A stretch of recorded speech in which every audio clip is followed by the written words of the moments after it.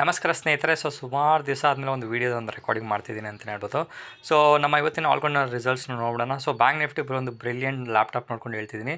ನೆನ್ನೆ ಜುಲೈ 3ನ ಒಂದು brilliant moment ಕೊಟ್ಟ ಮೇಲೆ ನಾನು ಇವತ್ತಿನ ಒಂದು ಮಾರ್ಕೆಟ್ ಸೆಷನಲ್ಲಿ ಸ್ವಲ್ಪ ಒಂದು ಪ್ರಾಫಿಟ್ ಬುಕ್ಕಿಂಗ್ನ ಎಕ್ಸ್ಪೆಕ್ಟೇಷನ್ ಮಾಡಿದೆ. ಬಿಕಾಸ್ ಆ ರೀತಿ ಒಂದು ಮೂಮೆಂಟ್ ಕೊಟ್ಟ ಮೇಲೆ ಪ್ರಾಫಿಟ್ ಬುಕ್ಕಿಂಗ್ ಮಾಡೋದು ಒಂದು ಟ್ರೆಂಡ್ ಆಗಿರೋದ್ರಿಂದ ಅದೇ ಟ್ರೆಂಡ್ ಕಂಟಿನ್ಯೂಷನ್ ಆಗ್ತಿದೆ ಅಂತ ಹೇಳ್ಬೋದು. ಬಟ್ ಒಂದೇ ಸಮಸ್ಯೆ ಏನಂತೇಳಿದ್ರೆ, ನಮ್ಮ ಒಂದು ಬ್ಯಾಂಕ್ ನಿಫ್ಟಿ ಅಥವಾ ನಿಫ್ಟಿ ಒಂದು ಗ್ಯಾಪ್ ಅಪ್ ಓಪನ್ ಅಂದರೆ ಫಸ್ಟ್ 5 ಮಿನಿಟ್ಸ್ ಅಥವಾ 5 ಮಿನಿಟ್ಸ್ನ 2 ಕ್ಯಾಂಡಲ್ಗಳು ದೊಡ್ಡ ಕ್ಯಾಂಡಲ್ಗಳು ಬಂದರೆ ಆವಾಗ ಸ್ವಲ್ಪ ಕನ್ಫ್ಯೂಷನ್ ಆಗುತ್ತೆ. ನಾವು ನಮ್ಮ ಒಂದು ಸ್ಟ್ರಾಟಜಿನ ಯಾವ ಒಂದು ಟೈಮಲ್ಲಿ ಎಕ್ಸಿಕ್ಯೂಟ್ ಮಾಡಬೇಕಂತ ಸ್ವಲ್ಪ ಕನ್ಫ್ಯೂಷನ್ ಆಗುತ್ತೆ. ಯಾಕೆಂತೇಳಿದ್ರೆ, ಇವಾಗ ಗ್ಯಾಪ್ ಅಪ್ ಓಪನ್ ಆಯಿತು ಅಂತ ಅಂದ್ಕೊಳ್ಳಿ, ಪಿಗಳ ಪ್ರೀಮಿಯಮ್ ಕಂಪ್ಲೀಟ್ ಮೆಲ್ಟ್ ಆಗುತ್ತೆ, ಅಲ್ಲಿ ಯಾವುದೇ ರೀತಿಯ ಪ್ರೀಮಿಯಮ್ ಉಳಿದಿರೋದಿಲ್ಲ. ಅದ್ರ ಜೊತೆಗೆ ಗ್ಯಾಪ್ ಅಪ್ ಓಪನ್ ಆಗಿ ಫಸ್ಟ್ 2 ಕ್ಯಾಂಡಲ್ಗಳು ದೊಡ್ಡ ಕ್ಯಾಂಡಲ್ಗಳು ಬಂತಾರೆ. ನೆಕ್ಸ್ಟ್ ರಿವರ್ಸ್ ಹೊಡಿತು ಅಂತೇಳಿದ್ರೆ, ಒಂದು ಸ್ಟಾಪ್ ಲಾಸ್ನ ಹಿಟ್ಟಾಗಿ ರಿವರ್ಸ್ ಹೊಡಿತು ಅಂತೇಳಿದ್ರೆ, P side premium already melt ಆಗಿದೆ, ಸ್ವಲ್ಪ ಕಡಿಮೆ ಪ್ರೀಮಿಯಮ್ ಇರೋದ್ರಿಂದ ಅಲ್ಲಿ ಆಬ್ವಿಯಸ್ ನಮ್ಗೆ ಸ್ಟಾಪ್ ಲಾಸ್ ಹಿಟ್ಟಾಗಿ ಆಗುತ್ತೆ.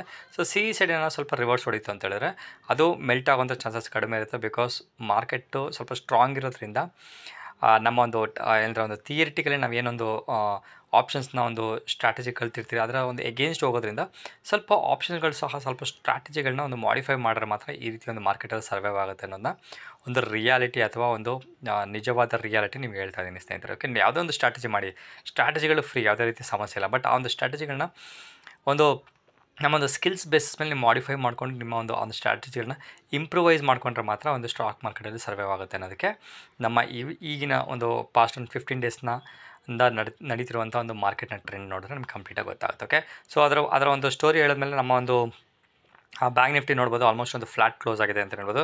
ಅದ್ರ ಜೊತೆಗೆ ನಮ್ಮ ಒಂದು ಆಲ್ಗೋ ಟ್ರೇಡಿಂಗ್ನ ಒಂದು ರಿಸಲ್ಟ್ ಸಹ ನೋಡ್ಬೋದು. ಆಲ್ಮೋಸ್ಟು 1120 ಒಂದು ಪ್ರಾಫಿಟ್ ಬಂದಿದೆ ಅಂತ ಹೇಳ್ಬೋದು. ಅದ್ರ ಜೊತೆಗೆ ಬ್ರೋಕರೇಜ್ನ ಡೀಟೇಲ್ಸ್ನ ಸಹ ತೋರಿಸ್ಬೋದು ನೋಡ್ಬೋದು. ಆಲ್ಮೋಸ್ಟ್ 52,000 ಒಂದು ಮಾರ್ಜಿನ್ ಬೆನಿಫಿಟ್ ನಮಗೆ ಸಿಕ್ಕಿದೆ. ಅದ್ರ ಜೊತೆಗೆ ಅಥವಾ ಮಾರ್ಜಿನ್ ಯೂಟಿಲೈಸ್ ಮಾಡ್ಕೊಂಡಿದ್ರೆ 28 ರೂಪೀಸ್ ಅಷ್ಟೇ ನಮ್ಮ ಒಂದು ಬ್ರೋಕರೇಜ್ ಅಥವಾ ಟ್ಯಾಕ್ಸಸ್ ಚಾರ್ಜ್ ಆಗಿರೋದು. ಇದರ ಬೇಸಿಸ್ ಮೇಲೆ ನಮ್ಮ ಒಂದು ಡೀಟೇಲ್ಸ್ಗಳನ್ನ ಚೆಕ್ ಲಿಸ್ಟಲ್ಲಿ ಅಥವಾ ನಮ್ಮ ಒಂದು ಟ್ರ್ಯಾಕಲ್ಲಿ ಅಪ್ಡೇಟ್ ಮಾಡಿ ನೋಡ್ಬೋದು. 4th ಜುಲೈ ಇಲ್ಲೇ ಸ್ಕ್ರೀನ್ಶಾಟಲ್ಲಿ ತೋರಿಸ್ಬಿಡ್ತೀನಿ. ಓಕೆ, 4th ಜುಲೈ ನೋಡ್ಕೊಬೋದು. 1120 ಅಪ್ಡೇಟ್ ಮಾಡಿದ್ರು ಆಲ್ಮೋಸ್ಟ್ ಒಂದು ಫ್ಲಾಟಲ್ಲಿ ರನ್ ಆಗ್ತಿದೆ ಅಂತ ಹೇಳ್ಬೋದು. ಬಟ್ ಸದ್ಯದ ಸಿಚುವೇಷನ್ಸ್ ದೊಡ್ಡ ಲಾಸ್ ಆಗಿಲ್ಲ ಅನ್ನೋದೇ ದೊಡ್ಡ ಒಂದು ಒಳ್ಳೆಯ ವಿಷಯ ಅಂತ ಹೇಳೋದು. ಬಿಕಾಸ್ ದೊಡ್ಡ ಲಾಸ್ ಆಯಿತು ಅಂತ ಹೇಳಿದ್ರೆ ನಮಗೆ ಮೇ ಮಂತಲ್ಲಿ ಯಾವ ರೀತಿ ಆಯ್ತಲ್ಲ ಆ ರೀತಿ ಒಂದು ಆಗುವಂಥ ಚಾನ್ಸಸ್ ಹೆಚ್ಚಿರೋದ್ರಿಂದ ಸ್ವಲ್ಪ ಕೇರ್ಫುಲ್ಲಾಗಿ ಆಡೋಣ ಅನ್ನೋದು ಆ ಒಂದು ಪಾಯಿಂಟ್ನ ಮೇಯ್ನಾಗಿ ಮೈಂಡಲ್ಲಿ ಇಟ್ಕೊಂಡು ಟ್ರೇಡ್ ಮಾಡ್ತಿರೋದ್ರಿಂದ ಸ್ವಲ್ಪ ಒಂದು ಸಣ್ಣ ಪ್ರಾಫಿಟ್ ಆದರೂ ಪರವಾಗಿಲ್ಲ, ದೊಡ್ಡ ಲಾಸ್ನ ಅವಾಯ್ಡ್ ಮಾಡೋಣ ಅಂತ ಹೇಳ್ತಾ ಮತ್ತೊಂದು ವೀಡಿಯೋದಲ್ಲಿ ಮೀಟ್ ಮಾಡ್ತೀನಿ.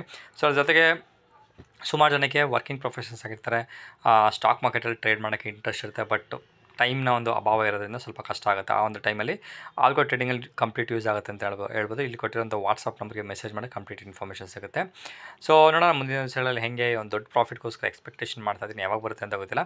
ಬರೋ ಗಂಟೆ ಕಾಯಲೇಬೇಕು ಅಂತ ಒಂದು ರಿಯಾಲಿಟಿನ ತಿಳ್ಕೊಂಡು ಮತ್ತೊಂದು ವೀಡಿಯೋದಲ್ಲಿ ಮೀಟ್ ಮಾಡ್ತೀನಿ ಸ್ನೇಹಿತರೆ. ಅಲ್ಲಿಯವರು ನಾನು ಸತೀಶ್, ನಮಸ್ಕಾರ.